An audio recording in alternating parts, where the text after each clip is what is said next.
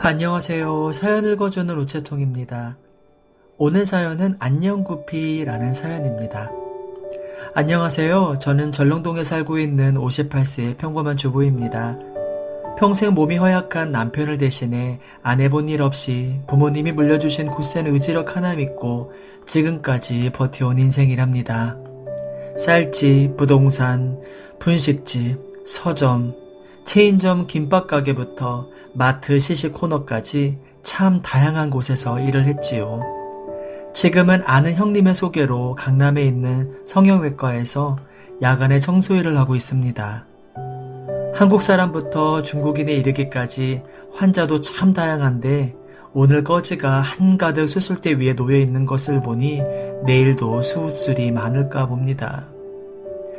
비록 새벽일이라 피곤은 해도 윗사람 간섭 안 받고 하는 일이니 마음만은 편하네요. 밤에 일 나가는 마누라가 걱정이 됐는지 가끔씩 병원 앞까지 남편이 태워주곤 하지만 기름값 생각하면 지하철로 출근하는 게 마음이 더 편하겠어요. 그렇게 피골은 가득 묻은 꺼지며 장정 두세 선 되어 보이는 세탁물을 하나를 안고 세탁실을 들락날락 하다 보면 허리가 부러질 것처럼 아프고 속옷까지 땀으로 샤워를 하는 고된 일입니다. 팀을 이뤄 일하는데 70이 넘은 언니도 계시니 성격 급하고 기운 센 제가 일을 거들어야 그나마 30분이라도 중간에 쉴 짬이 생기지요. 일복은 타고났나 봅니다.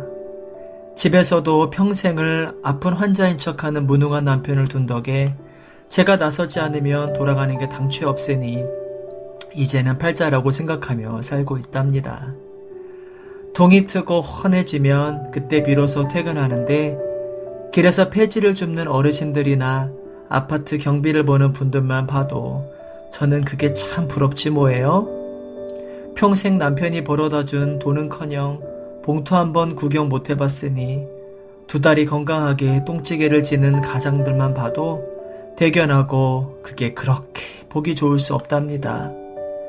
직업에 귀천이 어디 있겠냐마는 처자식 먹여 살리겠다는 의지가 제일 중요하지요. 동네 이웃은 그러더군요. 그렇게 남편이 낚시고 온천이고 한량처럼 밤새 놀다 들어와도 말끔히 살림이 되어 있으니 사서 고생하는 거야. 같이 늘어져서 안 해버려야 해. 알겠어? 저라고 왜 그러고 싶은 마음이 없겠어요? 작은 쌀가게를 할 때 일입니다. 그때는 낡은 연립주택이 참 많았을 때였어요. 엘리베이터가 웬 말입니까?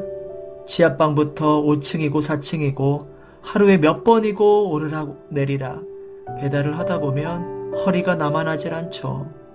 정말 땡볕에 쌀을 어깨에 이고 올라갔다 내려와 세워둔 배달 자전거 앞에 서면 콘크리트 바닥에 발이 쑥쑥 들어가 졸도할 것 같은 그런 순간을 이 악물고 참은 적도 수십 번이랍니다. 그날도 낚시 간 남편은 3일째 집에 안 들어온 날이었는데 어찌나 화가 치밀어 오르든지 끌고 오던 자전거를 옆에 있는 하수구 또랑에 확 팽개쳐버렸지요. 동네에서 부부싸움하고 속풀이하러 온 언니하고 따르는 이웃 동생들한테는 그래도 월급 갖다 주는 남편한테 잘하라고 시커먼 내 속이 어떤지 아느냐고 타일러 보내곤 합니다.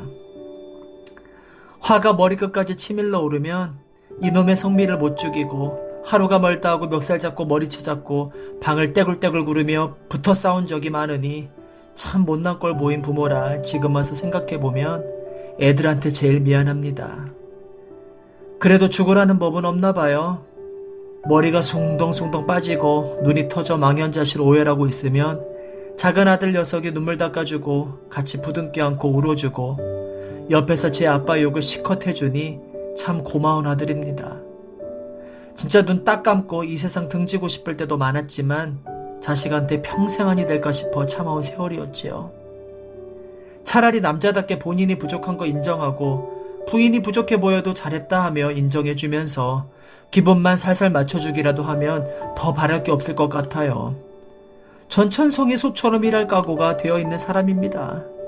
종갓집 며느리로 시집아 나이 30에 청산과부가 된 엄마 밑에서 보고 자란 거라고는 일밖에 없는 저이지요. 알량한 자존심 내세우며 그것도 모자라 의처증에 말은 또 얼마나 얄밉게 하는지 한 얘기 또 하고 또 하고 옛날 고리적 시절 얘기 다 끄집어내어 허파 뒤집는 선수인데 그런 못된 버릇을 어디서 배웠는지 알다가도 모를 일입니다. 그런 저에게도 한 가지 유일한 호사는 개를 예뻐하는 일인데요. 땀으로 흠뻑 젖어 처벅처벅 무거운 몸을 이끌고 집에 들어오면 유일하게 반기는 녀석이 이제는 애들도 다 출가하고 14년 된 하얀 강아지 구피랍니다. 다행히 가족들이 개를 예뻐라 하지만 씻기고 먹이고 똥오줌 치우는 건 온전히 제 몫이죠. 얼마 전에는 담속으로 애가 다리를 들고는 오줌을 눌 때마다 저를 빤히 쳐다보며 끙끙 앓고 있는데 얼마나 딱하던지 수술비에 입원비까지 70만 원 가까이 나왔답니다. 당장 하루 일당 7만 원도 귀한 저희지만 어쩌겠어요. 말 못하는 짐승이라도 오줌을 못 넣어 고통스러워하는 모습이 당최 며칠이고 눈에 아른거려 당장 수술을 시켜줬답니다. 꼭 제 발 밑에 들어와서 코를 실룩거리며 머리를 파먹고 자는 이 녀석은 제게는 친구 그 이상인 아이였어요. 제가 집에서는 잠만 자고 눈만 뜨면 낮에는 마트에서 새벽에는 청소일로 낮이고 밤이고 할 것 없이 일만 했던 터라 하루 종일 우두커니 집에서 혼자 시간을 보낸 구피한테 그 흔한 산책 한번 시켜준 적이 없었네요. 작년에는 근처에 사는 작은 아들네가 첫 아이를 낳았답니다. 깎아놓은 밤톨 마냥 얼마나 잘생겼는지 첫촌 손주라 그런지 얼마나 예쁜지 몰라요. 나이가 들어도 맞는 것 하나 없는 성격 때문에 티격태격하는 엄마 아빠가 걱정돼서 일주일이면 반을 왔다 갔다 하는 효자 효부지요. 지 친구들보다 이른 나이에 결혼했지만 다행히 제 아빠 안 닮아 하루도 쉬지 않고 열심히 일하는 아들 녀석이 참 대견합니다. 살림도 알토란같이 하고 애도 야물딱지게 잘 키우는 며느리를 보면 참나 미련하게 살았구나 하는 생각에 젊은 애들한테 배울 게 참 많더군요. 매사 지혜롭게 서로를 의지하며 열심히 사는 모습이 참 대견하고 우리 부부 젊을 때랑은 다르게 서로를 존중하며 사는 모습 참 예쁜 아들 내외랍니다. 첫 손주를 품에 안은 지 얼마 안 되었는데 바로 올해 연년생으로 아들 손주를 또 하나 얻게 되었습니다. 웃을 일 없는 집에 토끼 같은 아이들이 하나 둘 생기니 생기가 나더군요. 제 자식보다 더 예쁜 게 손주라더니 정말 틀린 말이 아니더라고요. 남편을 사랑하고 싶어도 그게 그렇게 세상 어려울 수가 없어요. 사실 그런 제 마음도 편할 리 없다는 것을 알지만 어쩌겠어요. 남편에게 주지 못한 사랑, 손주들에게는 아낌없이 주고 싶었습니다. 상황이 이렇다 보니 키우던 강아지는 아무래도 자연스레 찬밥 신세가 되더라고요. 애들 온다 하면 행여 털이라도 날릴까 싶어 목욕 싹 시키고 방에 가둬두곤 했어요. 괜시리 연한 살 깨물기라도 하면 큰일 나니까요. 구피도 분위기를 눈치챘는지 아이들이 오면 괜히 으르렁거리기도 하고 심술을 부리더라고요. 사람이나 동물이나 받던 사랑을 빼앗기면 눈빛부터 달라지는 것이 매 한 가지더군요. 둘째 손주 제왕절개 수술 날을 며칠 앞두고 이제 돌 지난 지 몇 달 되지도 않은 첫째 손주가 글쎄 장이 중첩이 돼서 그 삼복더위 한여름 8월에 입원을 했습니다.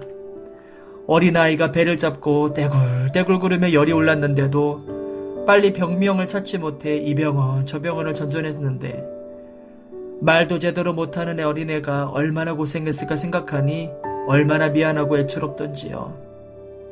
다행히 수술까지는 하지 않을 수 있었지만 병실 침대에 깔려있는 하얀 침대보만 봐도 애가 차지러지더니 만삭이 된 며느라이는 아이를 들쳐 업고 안으면서 온 가족이 돌아가며 간호하는데 정말 고생이 이만저만이 아니었답니다. 식구들이 돌아가며 병안을 오가느라 집안에 혼자 있던 구피한테는 아무도 신경을 쓸 수가 없었어요. 나이도 많고 담석 수술 받은 이후로는 아무래도 기운이 더 빠져서 전보다 더 힘들었을 거예요.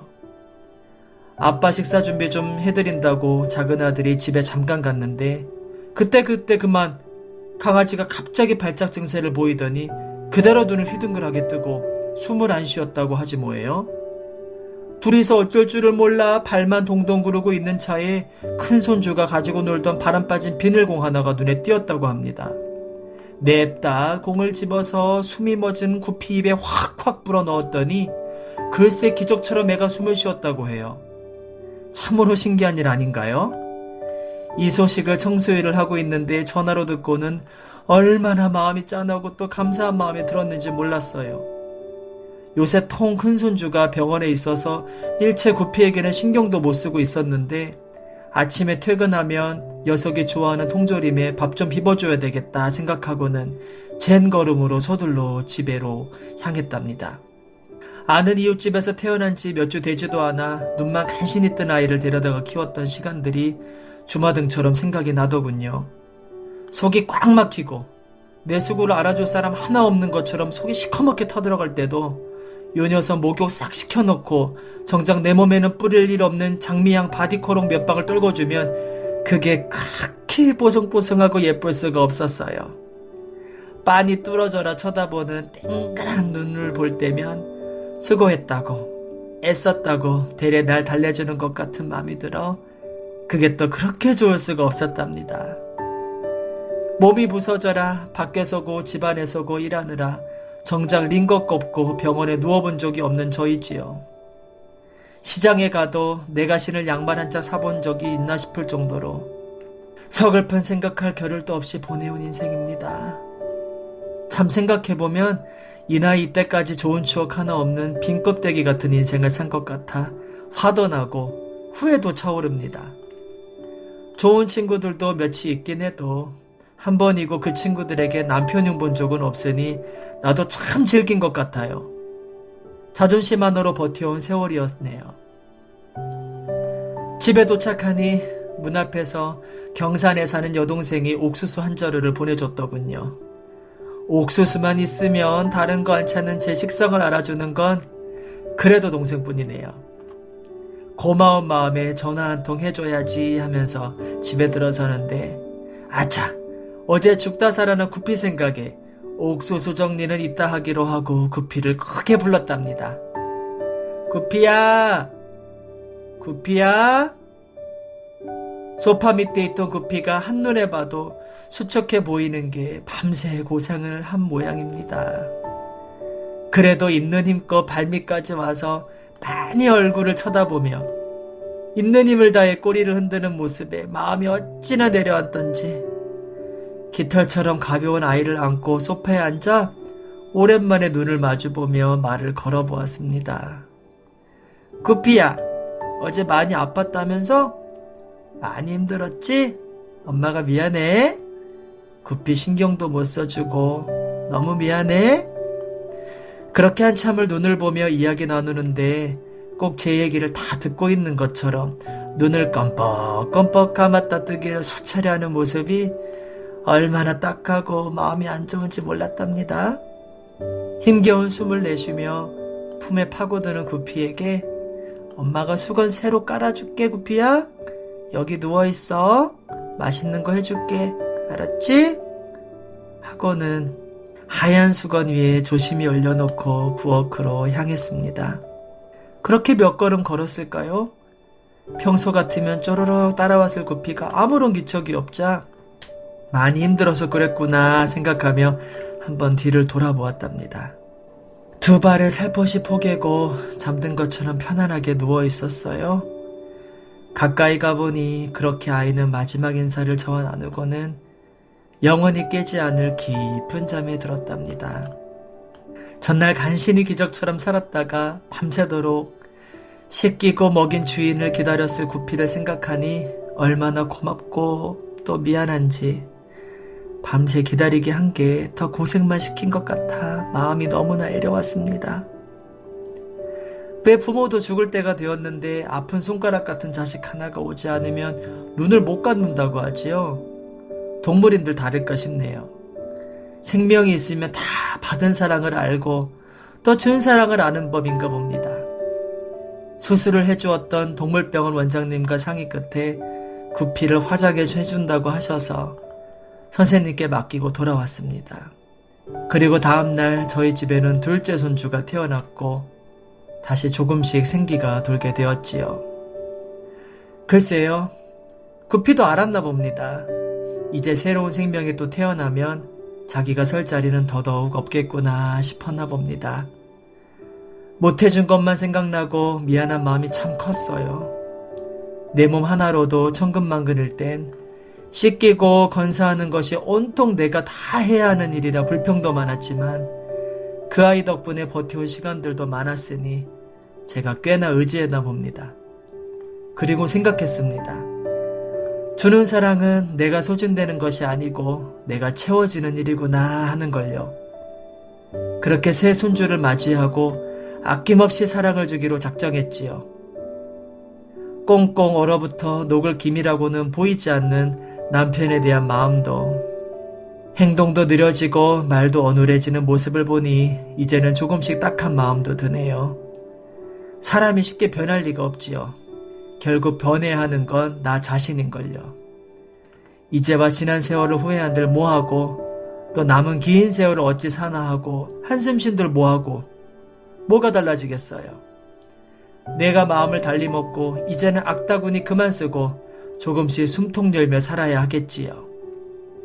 말 못하는 짐승도 제 고마운 사람 은혜를 잊지 않는데 설마 사람인데 모르지 않겠죠? 제 얘기를 들을 리 만무하지만 이렇게 한마디 해주고 싶네요. 당신같이 복받은 사람 세상에 없는 줄 아시오. 그래도 당신 아주 몸져 누워버리면 이리 눕히고 저리 눕히고 할 사람 나밖에 없으니 애들 고생시키지 말고 건강만 하시오. 나야 뭐 이력이 났으니 뭐 이렇게 앞으로도 사라질 테니 행여라도 내 걱정랑 하지 마시고. 오늘 사연은 여기까지입니다. 여러분의 생각은 어떠신지요? 되받을 길 없기만 한 무한정 주기만 하는 사랑과 희생에 힘겨운 적은 없으신지요? 여러분의 생각과 사연을 댓글로 남겨주세요. 감사합니다. 사연 읽어주는 우체통이었습니다.